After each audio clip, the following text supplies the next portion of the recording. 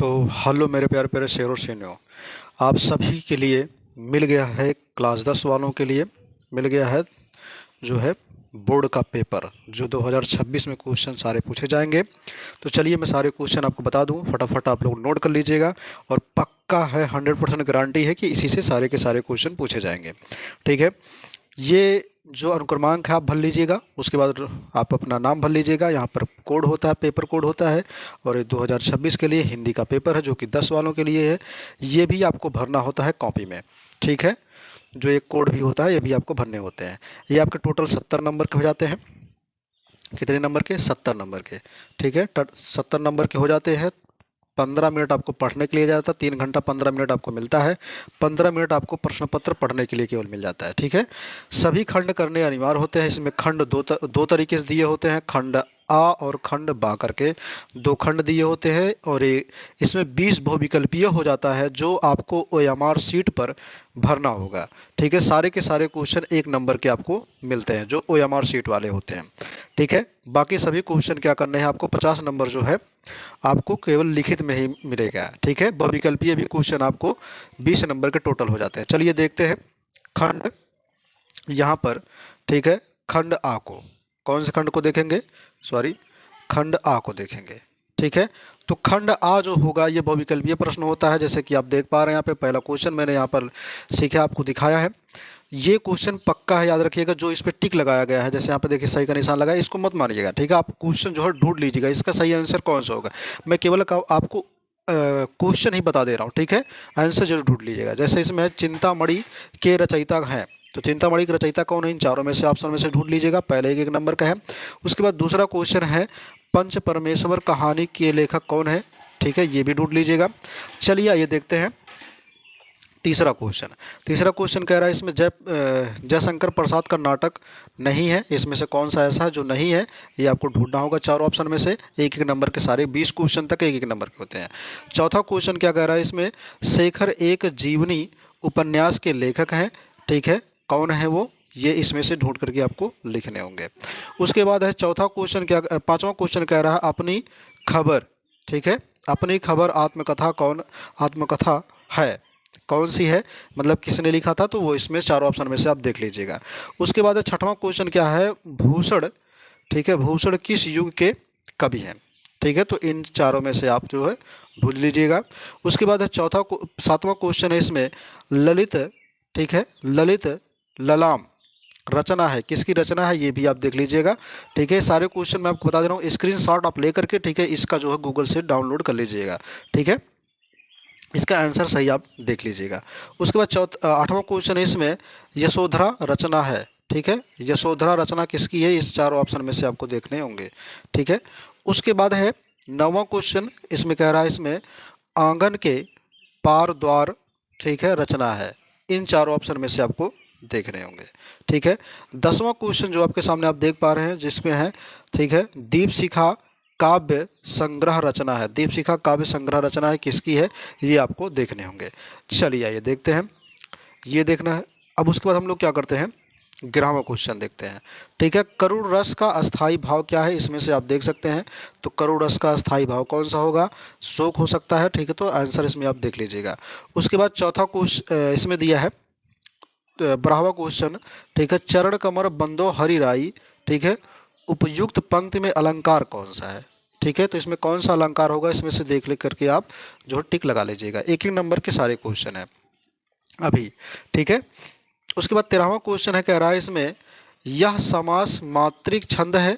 इसमें 4 चरण होते हैं, प्रत्येक चरण में 24 मात्राएं होती हैं। 11 और 13 मात्राओं पर यति होती है।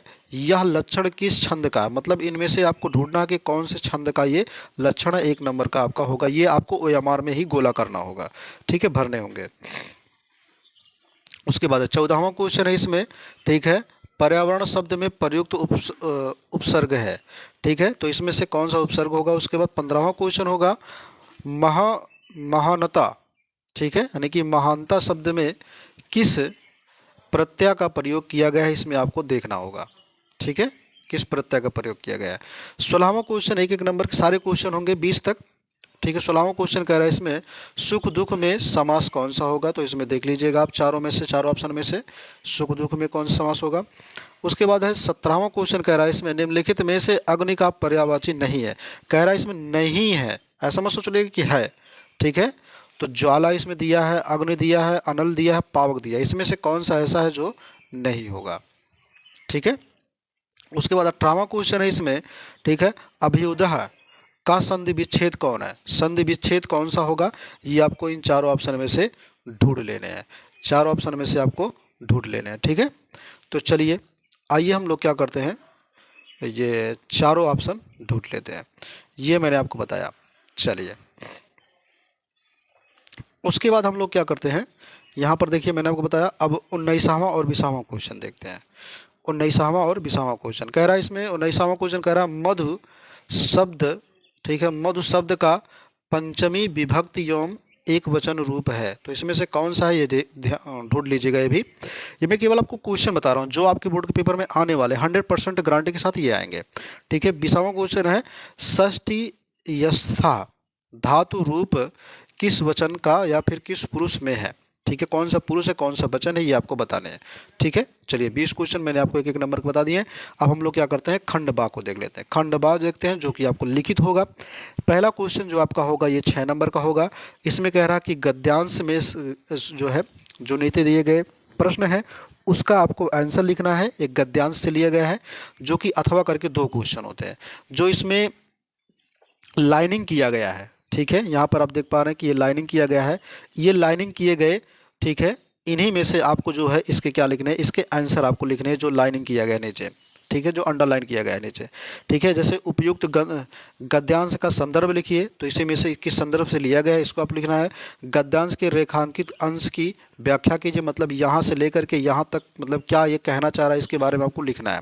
उसके बाद ममता के आजीवन भयभीत रहने का क्या कारण था, इसके बारे में आपको जो कहानी आप पढ़े होंगे उसी के अनुसार आपको लिखने होंगे, ठीक है। चलिए अथवा करके इसमें एक अथवा करके वो देता है, मन कहे वो लिख लीजिए जो भी मैं बताया हूँ, या फिर मन कहे इस चीज़ को आप लिख लीजिएगा, लेकिन सेम चीज़ें आपको लिखने ही होंगे, ठीक है। वैसे ही आपको लिखने होंगे, वैसे सेम क्वेश्चन होते हैं, बस थोड़ा क्वेश्चन का जो है तरीका जो है बदल जाता है, ठीक है। दूसरा क्वेश्चन उसी के अनुसार आ जाता है। से उस क्वेश्चन दूसरा की बात कर लेते हैं। ये भी तुम्हारा क्या होता है, एक पद्यांश का होता है, एक गद्यांश का होता है 6 नंबर का, एक पद्यांश का होता है 6 नंबर का, जो मैंने इधर आपको दिखाया, ठीक है। ये भी आपको वैसे ही करने होते हैं जैसे कि आप देख पा रहे होंगे स्क्रीन पर, ठीक है।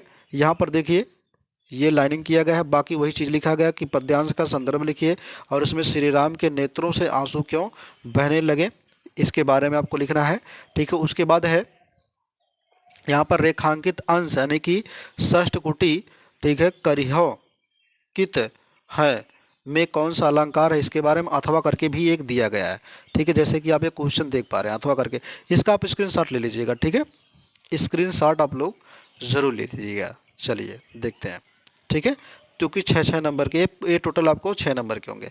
चलिए तीसरा क्वेश्चन देख लेते हैं। तीसरा क्वेश्चन आपका ये वाला है, इसमें कहा एक संदर्भ सहित हिंदी में अनुवाद कीजिए, ठीक है। ये संस्कृत में दिया गया जो कि 5 नंबर का है, इसमें संदर्भ के साथ साथ आपको अनुवाद भी करना होगा, ठीक है। अथवा करके इसमें 2 क्वेश्चन दिए होते हैं कि इन दोनों में से कोई एक आपको करने होते हैं, ठीक है, जिसके लिए आपको 5 अंक मिलेंगे। चलिए देखिए अथवा करके ये भी दिया गया है, ये वाला अथवा करके दिया गया है, तो इसके बारे में आप संस्कृत में अनुवाद कर सकते हैं। इसको हिंदी में लिखना, संस्कृत में लिखा गया, हिंदी में आपको लिखना संदर्भ के साथ। जब लिखते हैं ना प्रस्तुत पद्यांश हमारी पाठ्य पुस्तक, वैसे आपको लिखने होंगे। चलिए चौथा क्वेश्चन देखते हैं। इसमें नीचे दिए गए पद्यांशों में से किन्हीं एक पद्यांश का संदर्भ सहित हिंदी में अनुवाद, ठीक है। इसमें भी वही चीज़ दिया गया है, वो पहले गद्यांश का था, ये पद्यांश का है, तो इसमें भी आपको 5-5 नंबर के मिलेंगे, ठीक है। एक दोहा दिया गया है, तो इसके आपको क्या बताने हैं, संदर्भ सहित व्याख्या करने हैं अथवा करके इसके भी क्वेश्चन दिए होते हैं जो कि 5 नंबर के ये भी होते हैं, ठीक है। इसका स्क्रीनशॉट आप लोग ले लीजिएगा। चलिए 5वां क्वेश्चन देख लेते हैं। 5वां क्वेश्चन ये है, कह रहा है इसमें अपनी खंड काव्य के आधार पर किसी निम्नलिखित प्रश्नों में से किसी एक का उत्तर दीजिए, ठीक है। तो याद रखिए मुक्त दूत वाला आपको लिखना होता है, कक्षा 10 वालों के लिए मुक्त दूत का आपको लिखना होता है, तो इसमें मुक्त दूत का वाला आप लोग लिख लीजिएगा, ठीक है। उसके बाद अगर जय सुभाष चंद्र का आप लिखना चाहते हैं तो वो भी लिख सकते हैं, कोई दिक्कत उसमें नहीं है, ठीक है। चलिए आगे देखते हैं। यहाँ पर छठवां क्वेश्चन है, जो कि छठवां क्वेश्चन का है, इसमें कहा है लेखक हैं, तो लेखक का जीवन परिचय भी लिखना है और रचना भी लिखना है, जो कि इसके लिए आपको 5 नंबर दिए जाएंगे। ये 3 नाम आपको दिए गए हैं, इन 3 नामों में से किसी एक के बारे में आपको लिखना होगा, ठीक है। अब उसके बाद क्या है, यहाँ पर खा वाला भी दिया गया है, एक कवि के बारे में दिया है, एक लेखक के बारे में, जो कि आपके 5-5 नंबर मिलने वाला है। यहाँ पर दिए गए हैं 4 कवि के नाम, तो इसमें से किसी का आप लिख करके, मतलब आप लोग जो है लिख करके आइएगा इसमें से किसी का, ठीक है, याद कर लीजिएगा इसके बारे में। चलिए, 7वां क्वेश्चन है, अपनी पाठ्य पुस्तक से जो है एक श्लोक लिखना है जो इस प्रश्न पत्र में ना आया हो। अगर भैया देखो, अगर आपको नहीं आ रहा है कोई बात नहीं, तो जो ऊपर श्लोक में लिखा है उसी को आप लिख दीजिएगा, ठीक है, कोई दिक्कत नहीं, नंबर आपको मिलेंगे, लेकिन क्वेश्चन आप छोड़ के नहीं आएंगे, इसके लिए आपको 2 नंबर मिलेंगे, ठीक है। अब उसके बाद किन्हीं निम्नलिखित में से किन्हीं 2 प्रश्नों के उत्तर दीजिए, जिसके लिए आपको 4 नंबर मिले, मतलब 2 क्वेश्चन आप लिखेंगे, 2-2 नंबर के सारे क्वेश्चन होंगे, ये सारे क्वेश्चन 2-2 नंबर के, इनमें से कोई, इन चारों क्वेश्चन में से कोई 2 आपको लिखने हैं, 2 क्वेश्चन केवल आपको लिखने हैं, ठीक है। चलिए आगे देख लेते हैं। 9वां क्वेश्चन है, इसमें किसी एक पर निबंध लिखना, जिसके लिए आपको 9 नंबर मिलेंगे, ठीक है। इनमें से किसी का आपको निबंध लिखना है। याद रखिएगा, जितने भी बड़े बड़े क्वेश्चन होंगे सबसे पहले उसी को लिखिए, जो छोटे छोटे नंबर के होंगे उसको बाद में लिखिएगा, ठीक है। तो मुझे जहाँ तक उम्मीद है ये चीज़ें आपको समझ में आई होंगी, ठीक है। तो फिर मिलेंगे नई वीडियो में, तब तक के लिए आप लोग हंसते रहिए, मुस्कुराते रहिए, वीडियो को लाइक शेयर कर दीजिएगा, और हर एक का पेपर आपके पास आएगा, ठीक है। तो इसलिए वीडियो को लाइक और शेयर कर दीजिएगा, ठीक है। जय हिंद, जय